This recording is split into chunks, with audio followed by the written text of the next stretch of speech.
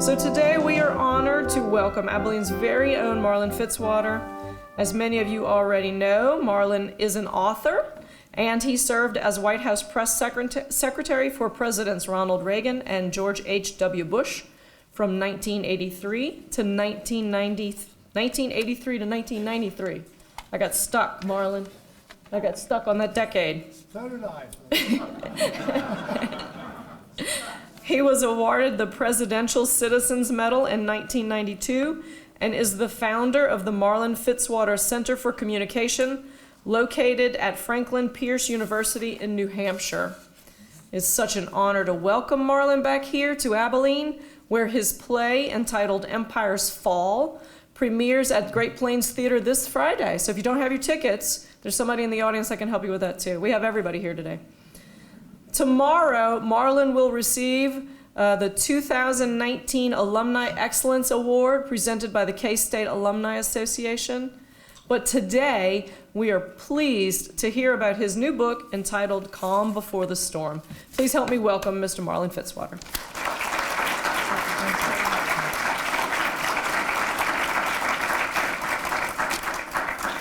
Thank you so much for that kind introduction.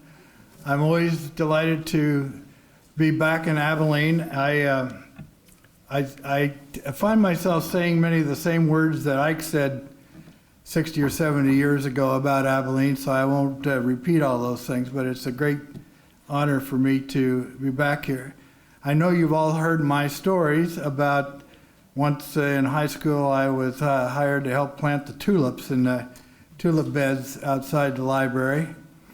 And I didn't ever imagine I'd be at the microphone of this place. But in any case, it's been a long, colorful history between myself and the Eisenhower Library. I would just say, to begin, just a couple words that I first started this book a couple years ago, and I remembered reading one of Ike's last books called At Ease, Stories I Tell to Friends.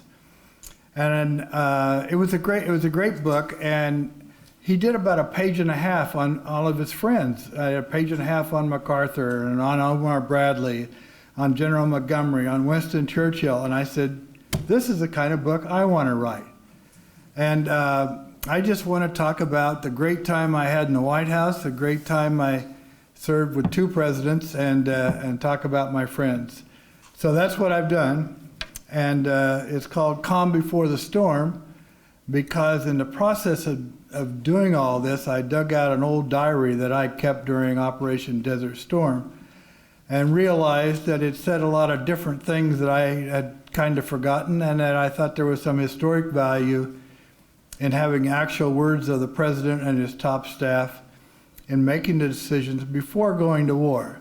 I don't have any battle scenes in there. I don't count the number of tanks. I don't know anything about guns and trucks and all that kind of stuff. But I do have all the talks and deliberations and innermost thinkings of the president and his key staff, General Powell and others, during the 6 months period that led up to the war. So that's kind of the centerpiece. And I brought along a few slides. I'll try to rush through these. My wife is always telling me that I get bogged down in my own voice and don't do enough on the pictures. So here we go. Maybe here we go. There we go. There's the two gentlemen I worked for 10 years. And I would just say now, as I always say, they are the greatest men in the world. They were then and they are now. And I am so proud of every day I spent with them.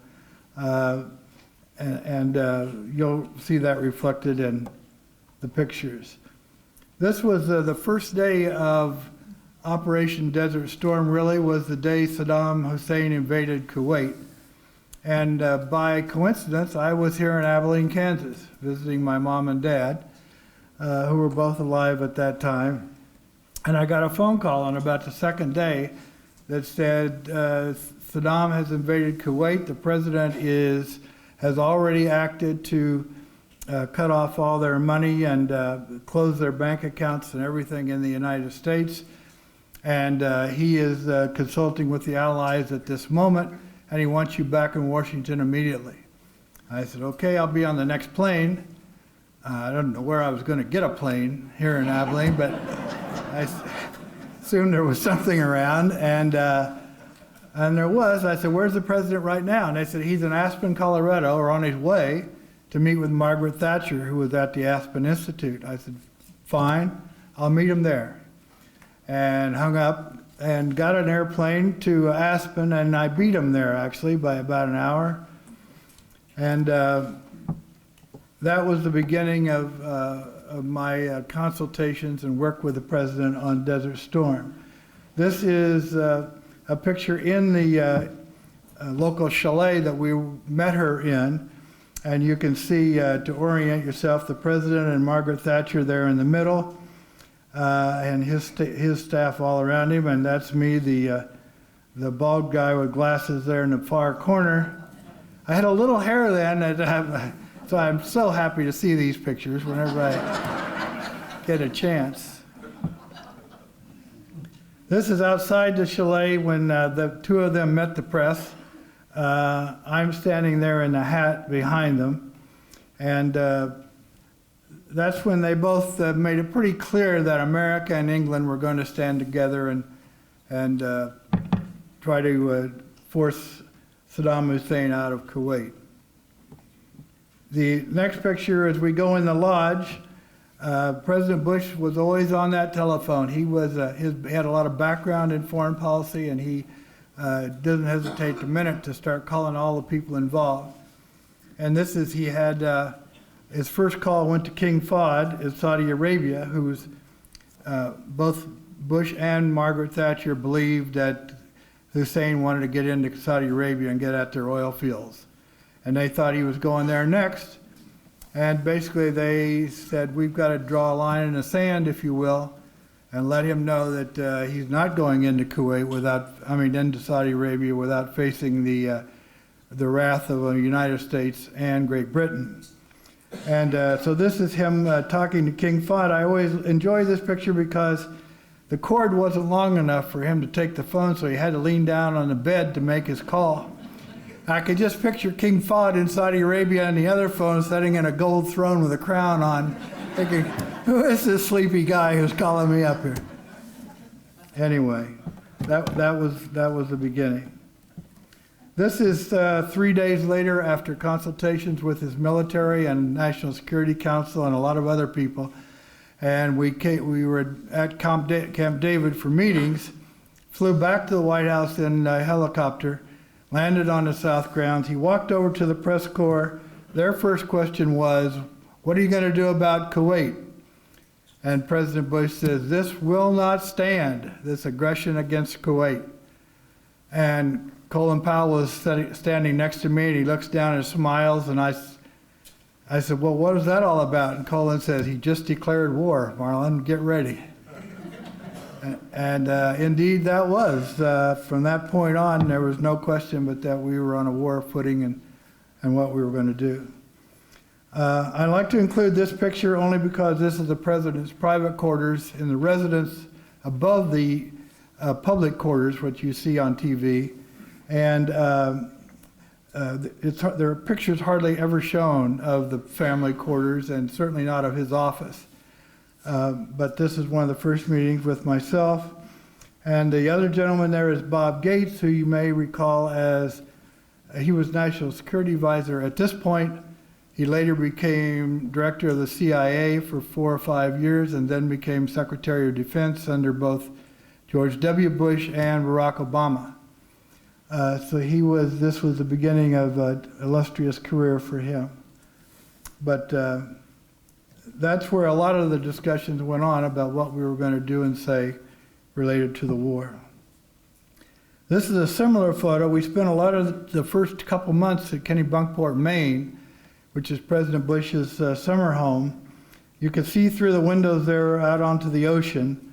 It's a beautiful sight, and the two men in the middle again are Secretary of State James Baker and Bob Gates again, and myself. And Bush is on the phone. He was always on the phone. And but that's how we conducted a lot of the meetings and a lot of the planning sessions for the war. This is the day before the invasion. I like this picture only because it shows the intensity of the President and the Secretary of State going to a final meeting, and they know that tomorrow morning we start bombing Baghdad. And they're going to a session there. This one is the meeting they were going to, and it's got the whole team in there. Dick Cheney was Secretary of Defense, Jim Baker, Secretary of State, General Scowcroft, National Security Advisor, and John Sununu, Chief of Staff, and myself. And we were the 6 or 7 guys who met with the President almost every day from August 1st, 1990 until the day of the air war started on January 17th of 1991. I call that the big jaws picture. They're all standing there with their jaws out ready to go to war. I thought, oh my God. But anyway, they're great, great Americans. This is Thanksgiving of 1990. We're starting to build up in the Saudi desert, and President Bush went there for Thanksgiving dinner. Ironically, in the middle of the dinner, we got a phone call from Margaret Thatcher. I took the call because he was in the middle of talking to the troops there at the table, and told her he would call her right back, which he did in just a few minutes. And she told him that she had been removed from office by her party and was no longer going to be Prime Minister of Great Britain. So that was kind of a personal blow because the two of them had been together on this from the very beginning. But her replacement was Prime Minister John Major, fairly low-key guy, not so well known in the United States, but a terrific friend of the President's, indeed a friend for the rest of his life. But that was the beginning of the military buildup when we had a few thousand troops there. This is a meeting with General Schwarzkopf, who was the leader of the group, and the President wanted to talk to him just about to reassure him where we were going and what his policies were and so forth. There's General Powell. This is on the last day, February 27. We'd been at war for approximately a month and a half at this point. We had spent a month primarily involved in ground actions against Baghdad and against other targets in in Iraq. And we started the ground war, and it only lasted 3 days, basically 100 hours.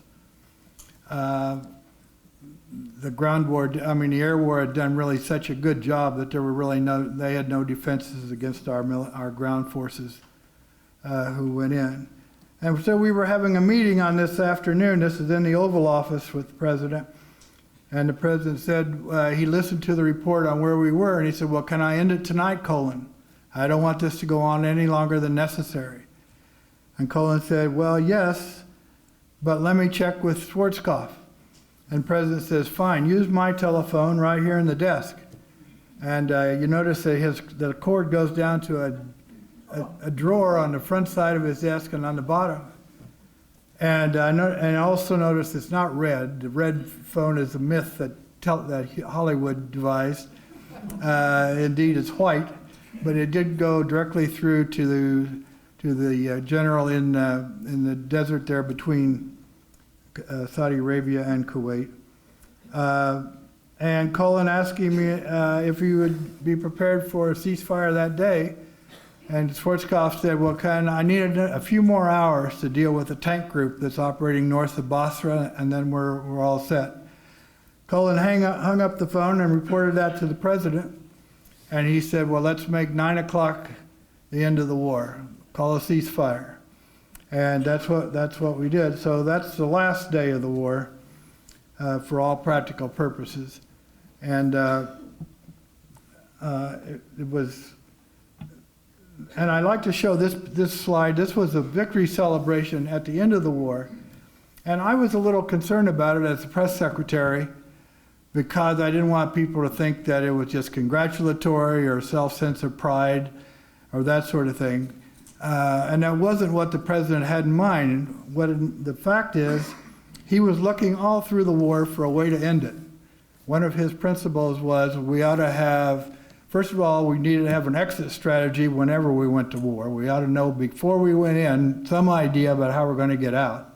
And when we do, we ought to be able to say to the American people, it's over, we won, and the troops are coming home. And he kept saying during the war, he kept saying, what about something like on the decks of the Missouri? And he had been in World War II, and for him that was a very important point. When he saw the surrender on the decks of the USS Missouri ship, he knew it was over. And he says, I want a symbol like that the American people can see and they can define, and they know it's over. And every time he would mention the USS Missouri, Colin Powell would look at me and say, Marlin, we're going to have to build a ship out there in the desert. I said, I don't think so. But anyway, what they came up with was this parade, not a parade of machines and guns and tanks and military, but a parade of our troops. Because the president wanted to show it's over and the troops are coming home. And I want it now. And this was only a few weeks after we'd already started bringing home the troops. And so I think that's an important picture because it shows the military leader, General Schwarzkopf, offering a salute to the commander-in-chief and him accepting the salute, and the symbolism to the American people, as I've tried to articulate as many times as I could from the White House podium, was the end of the war. It was over and we were coming home. We had done what the UN resolution said we were supposed to do. I include this picture only because after it was all over, we went to church right across the street from the White House, and President Bush was a fairly religious man, not so much in public, but in privately he prayed daily and he went to church a lot. And I just think this was an important and kind of unseen part of the war, but nevertheless real. So with that, to wrap up the Desert Storm part, which is the center piece of the book, I want to just tell a few stories and then we'll take questions. Just because I do in the book have a large section of just stories about my friends. And some are better than others, but I want to start with this one because it features Don Wilson, who was another Abilene boy who went to high school with me. We were in the same class. He lived up here on Buckeye Street. His dad owned the printing shop here in Abilene, Schottinger Wilson Printing Company.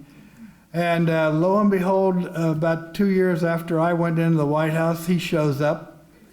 And he had gotten a job. The president appointed him the nation's historian. And actually, before that even, he had been director of the Eisenhower Library, one of the early directors, early in my public life anyway, back in the 70s. And so it turned out we had two Abilene boys there, so I took him in to talk to the president, and I said, we have some stories. The president liked to talk about football. He played football in college, and he loved those stories, and I told the president about beating Concordia once by 35 points. I was pretty pleased with that game, actually. The president wasn't sure I deserved the honor in this, but he enjoyed it anyway, and he always liked those discussions. This is my favorite picture. This is the Moscow summit in 1988, and one of the last summit meetings with Gorbachev before the end of the Cold War. And we were in the Moscow embassy, not the embassy itself, but the embassy residence where the ambassador lives, called Spaso House. And our CIA and others had checked it out, and there were bugs in every room. I mean, if you took a shower, you better be good because there was going to be pictures of it all over Moscow. And so in the lobby of the residence, actually, they built this little room, all lead. It can't be as big as maybe this little corner on this side of the door over to here, and it filled up with a table, as you can see, and there's the whole team, and we're sitting knee to knee. And so we're all touching each other. It was a very close relationship for those days, but that's where we would go in to discuss what we were going to talk about that day with Gorbachev and in the discussions. And theoretically, that would that the radiation beams that they tried to shoot through the walls, which carried I never understood this really, but they shoot radiation in, and then beams carry voices out, and we checked every window of the president's bedroom had radiation levels as high as you can believe for human beings. And I think Mrs. Reagan did not sleep too well in those nights, and neither did I, because you just don't know what's going on over there. But in any case, we moved in there every morning and had jungle music outside. So we all kidded each other about, we can't wait to get in the jungle. And once you went inside, then it was totally silent, and we were able to conduct our meetings. So there I'm opposite the president, and the vice president wasn't on that trip, so I was in pretend mode. And I figured, why not get a good seat here and pretend I'm the vice president? You know, what do I know? Anyway, this is the last day President Reagan was in office, which was unique for me because at this point I had been deputy press secretary to Reagan for 2 years. Then I joined Vice President Bush's staff. Then I went back to Reagan as his full press secretary for his last 2 years, and then all 4 of Bush's years. So I'd gone back to Reagan at this point on the last day of his administration, and President Bush had already invited me, he wanted to appoint me press secretary for his term. So I went in there that morning, January 20th, 1989, to say goodbye to President Reagan, and he was going around for the last time, and everything is cleaned off. The walls are clean, they've repainted the whole place. Nothing is there from the days of his presidency. And he just walked around and looked, and he went to his desk where he's standing right now, and it's still dark in the room. They didn't even have they had those lights on around the ceiling, but not lower lights. And he took out a notepad that he had placed there, and it had a picture of a turkey on it, one of those pre-printed turkeys, and it said, "Don't let the turkeys get you down." And he wrote a note to President Bush underneath it that just said, how proud he was of him and what a great job they had done together, and thank you, and put it back in the drawer. So then I went with President Reagan up to Capitol Hill for the inauguration. Bush was inaugurated, the new president, and I rode back down the hill to the White House with the new president, George Bush. Now I tell you that lengthy story only because that's my little niche in history, and I don't want to forget it even if anybody else does. So, but anyway, I went in with Bush because I wanted Bush to read the note and I'd see because I had seen Reagan write it. And President Bush went over to the desk, opened it up, and picked up the note and read it. And all he said was very quietly, he said, "What a sweet man." And Reagan was a sweet man, and Bush and he had become very, very close at the end of their 8 years. Now this is the Reagan sense of humor. He was a practical joker, and not in anything harmful or dangerous, but he just loved little things. Like if I made it a habit of going to sleep on Air Force One. As soon as I got on the plane, bam, I'm out. Because I know I might not sleep again for 3 days. I know it's going to be hell whenever I get to wherever we're going. And I wanted to get all the sleep I could. So the president saw this, and he started coming back, and he grabbed the photographer, and he'd say, "Come over here with me." And he would go up to where I'm having a snore there and say, Marlin, your president needs you. Wake up." And of course, I would wake up suitably embarrassed, and everybody in the plane was making fun of me. But anyway, he thought that was clever. The other thing Reagan loved was birthdays, his own and everybody else's. So here he's throwing a birthday party for me on Air Force One. And there aren't many of those in the history books either, so I was really living high that day. But he was fun to travel with and fun to be with. He was just a charming fellow. This is another typical joke, and I don't tell this very often, and I ask your forgiveness to use a slightly off-colored word. But the president was having his first press conference when I rejoined him as president in 1987. And the press were on him because of Iran-Contra, and they were all saying, oh, he's dead, he's going to be impeached, he's committed terrible crimes here, and it's all over, his presidency's gone. And they said, they said, why are you holding a press conference? I said, well, he wants to say he's seen the investigations, he's gone through it, he's going to make whatever changes, and we'll move forward. We've got other things to do. So the press was saying, he's going to resign. He can't survive this. It's all over for him. That thought had never entered his mind. So just before the press conference, and I was nervous as the devil, and I'm in my office, and we get to be about 10 minutes before we're supposed to start. I'm ready to go, and I get a phone call that says, the president wants to see you in the family quarters immediately. I thought, oh no, what's he going to do? Is this going to be some secret move or resignation or some terrible thing? So I rushed up to the family quarters. The usher met me in the lobby, took me in, and there he was standing there with Chief of Staff Howard Baker and the doctor and a couple other Secret Service agents. And he said, Marlin, I just wanted you to see this suit. What do you think about this?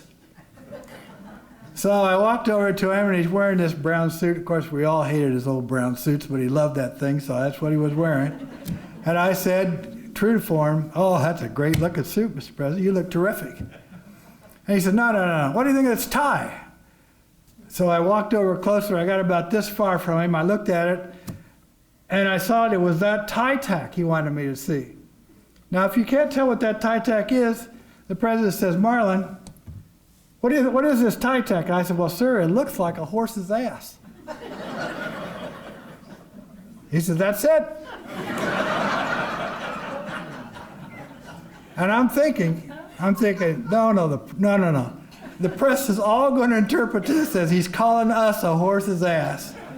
I said, Mr. President, I'm trying to think, how do I present this to him delicately? Because I know he's probably called me up there because he thought I would go crazy when I saw it. And I just said, Mr. President, I don't believe I would wear that tie tack. And he said, okay. And I said, I got to go give the press a 2-minute warning. I'll meet you at the bottom of the stairs in 2 minutes. He said, all right. So I left. What I really wanted to do was get the hell out of that room so that he could have time to come to his senses and take that tie tack off. Anyway, I went back in 2 minutes, and I met him at the bottom of the stairs. Nancy was on his arm. They were coming down together. I had no idea whether she knew this or not, had looked at it or not. And he gets to the bottom of the stairs, and he's still wearing it. And I said, okay, we're going to play this one straight. And I took him by, we're ready, Mr. President. We walked into the briefing. We did the entire press conference. And of course, in my judgment, I could just picture CBS News cameraman, like this fellow Jeff back here in the back of the room, seeing that tie tack and zooming that camera in slowly all the way from the back of the East Room to that tie tack. And then I can imagine all of America raising up and saying, it's a horse's ass! None of that happened. None of that happened. The press never even noticed. The press conference was over. He did his 13 questions in a half an hour. Everybody said he did great. Iran-Contra was a thing of the past, and that was it. And he wore it 2 more times, and they still never saw it. I think he was disgusted that they never saw it. Anyway, it's now 12:30, and I promised to leave time for questions and answers. Maybe during the Q&A I can tell you my favorite Barbara Bush story, who was clearly the funniest lady to ever serve in the White House. Thank you all very much.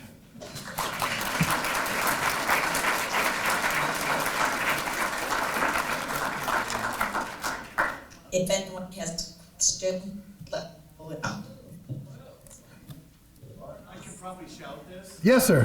What's your favorite Barbara Bush story?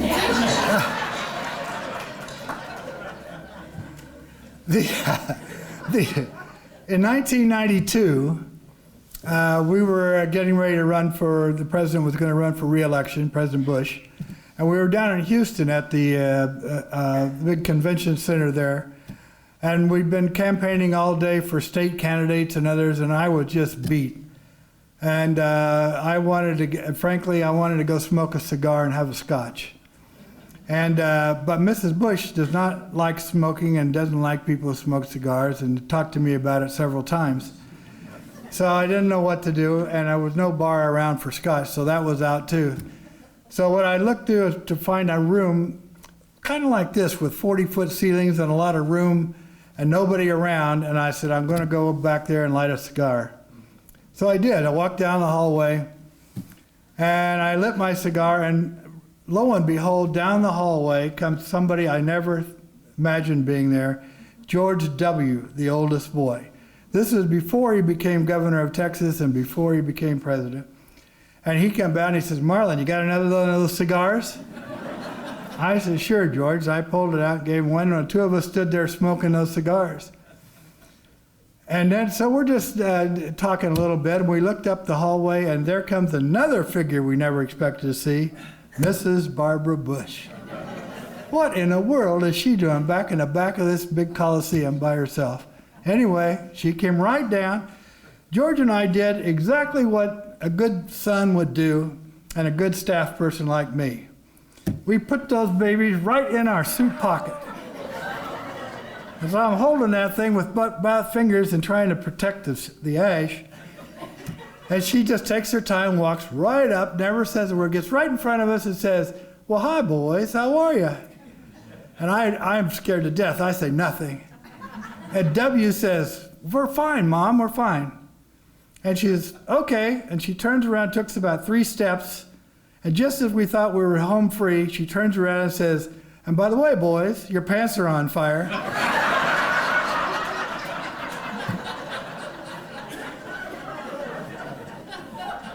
I tell you, I pulled those cigars out of there immediately, ashes going all over the place. I tell people it's 40 years later, I can still feel that hot spot on my leg, I'm telling you. Anyway, that's the story. Anyone else? Jerry's right here in my front row. I didn't even see him. When are you going on Dancing with the Stars?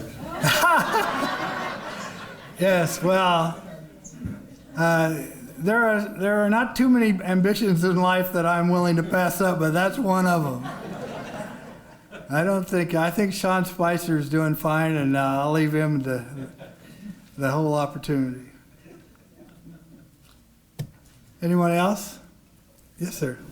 I don't mean to be indelicate, but with Ronald Reagan suffering Alzheimer's in the final years of his life, I've heard some people suggest that he was showing that in his final years as president. I never thought that.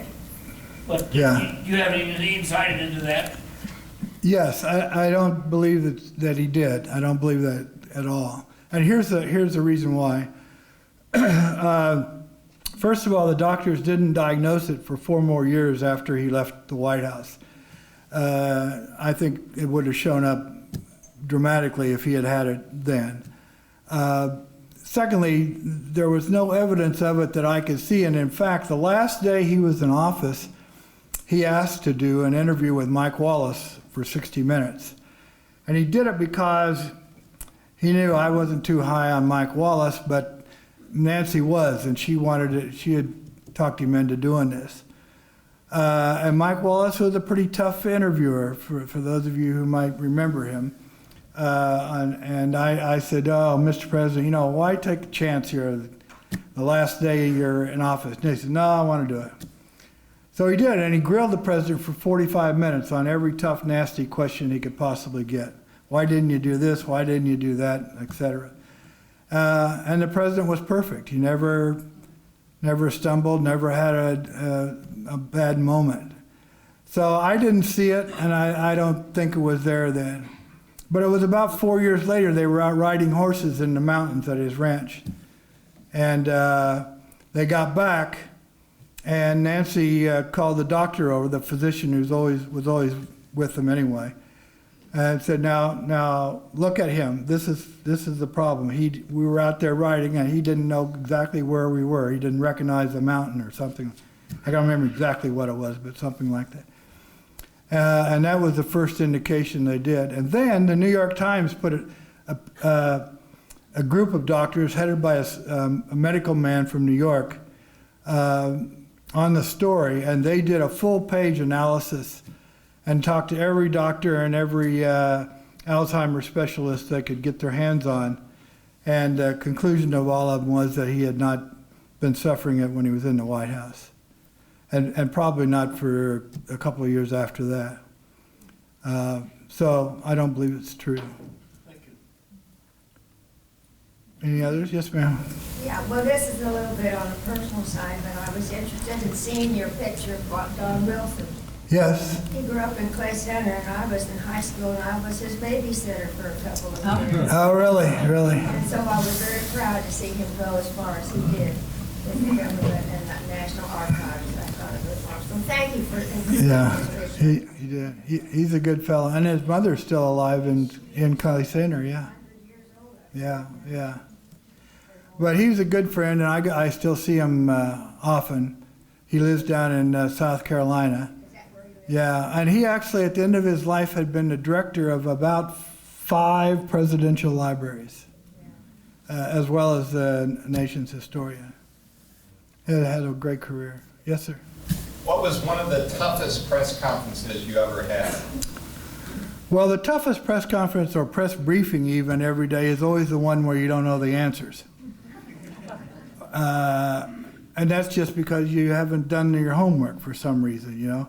I used to believe, well, first of all, you can usually predict what the questions are going to be from the press corps because they're tied to the issues of the day. So you can read the morning's paper and you know the top 5 stories that they're caring about when they get to me, because they want a presidential response from what they're reading. And so I used to believe that if I knew 5 basic facts about the top 5 stories of the day, I was smarter than they were. And that usually proved to be true. And the worst questions for me were somebody like Sarah McClendon of the El Paso Times, who would say, "Mr. Marlin, when are they going to sign off on the El Paso sewage treatment plant?" I don't know, Sarah, but I'll find that out for you. It's the best I could do. But there were some tough press conferences during the war. The toughest one, I think, was during Saddam Hussein had a lot of failures in many ways, but he was kind of a master of subterfuge and hiding things. He had cardboard cutouts of airplanes he'd park in people's driveways, and cutouts of tanks he would put out in the desert to try to draw us into them. And we blew up a command center one night, and he went in the next morning and planted milk factory signs all over the building and over the rubble. And he brought in all the former employees with the coveralls, and it said on the back, Baghdad Milk Factory. So the press the next morning said, "Marlin, why are you blowing up Baby's Milk Factory here and killing civilians and so forth?" That was tough. Those were tough. And I wrote a statement that I wanted to read about America and how we felt about war and how we felt about civilians and children and so forth. And that I had checked with CIA and Pentagon and everybody, and I was assured, first of all, that this was not a milk factory. And any right-thinking human being who saw the coveralls that said, in English, "baby factory" on it, knew it was not real.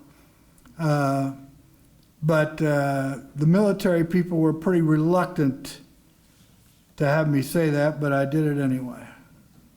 But that was tough because it was sad.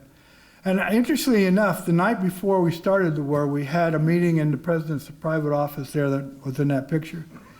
And as the meeting was closing, General Powell, who was chairman of the Joint Chiefs of Staff, which is a step above General Schwarzkopf, the highest ranking military man. By the way, the former rank of our president at Kansas State University, Richard Myers, was also chairman of the Joint Chiefs of Staff. But anyway, Colin said, "Marlin, can I see you for a minute after this meeting?" I said, "Sure." So he came down to my office, which is right next to the Oval Office, and he closed the door and he said, I just wanted to say one thing, and that is that when you sit through these briefings, things look pretty clean. You're seeing us move around lines and move around men and say, here's the tank and here's stuff. And he said, but it's not going to be clean tomorrow. And he said, Saddam is saying we're going to bring on body bags, and he's saying he's going to light fires in the oil in the desert trenches, and we're going to burn up 10,000 Americans. And he says, I don't think any of that's going to happen, but I can't tell you it won't. I can't tell you that there won't be a lot of deaths. So you need to spend the night thinking about what you're going to say, because you need to be representing America's interests here. And fortunately, it never happened, but it was scary. So we got through it. There were almost no casualties in that first days of the war. Anyone else? Yes, ma'am. I have a little bit of a story about you, and then that leads into my question. Oh, did I do the right thing? Yes. Oh. In this room, I'm an Abilene graduate, and in this room when I was in 8th grade, a group of students, we won State History Day. And so we were given a trip to go to Washington, D.C., and you were the press secretary for George Bush at the time. And you set up a tour of the White House for us, for the group from Abilene.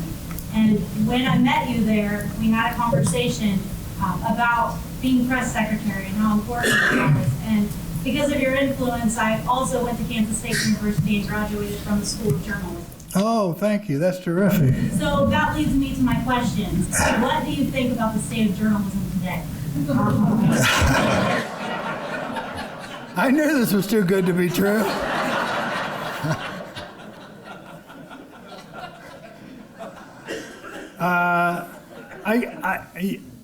I'm uncertain, for one thing. I mean, I have some ambivalent attitudes because journalism, I think, today represents a lot of different places and people and statuses, frankly.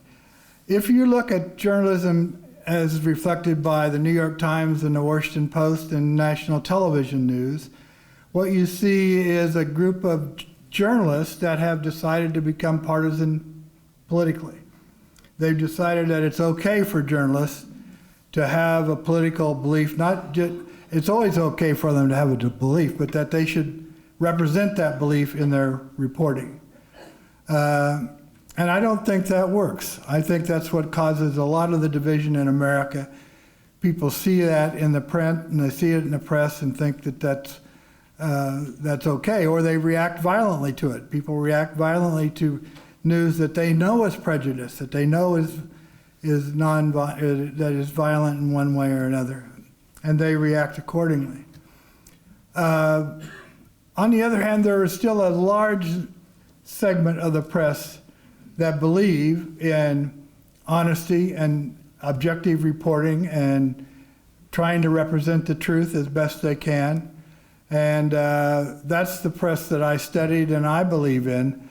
And I'd like to see us return to that. I don't know that we will. But I think at this point, journalism is split, not unlike the country is split in terms of this whole question of what's appropriate political behavior.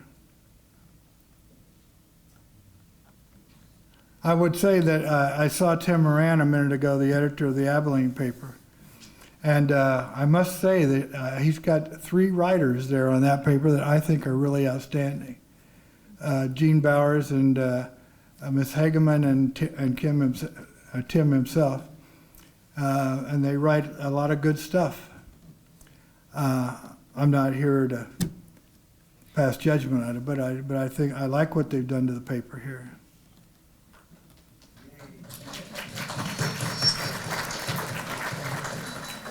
I guess maybe we better call an end to this and do books and that sort of thing. Is that right, Diane? Thank you very much. Okay. Thank you all. Appreciate it.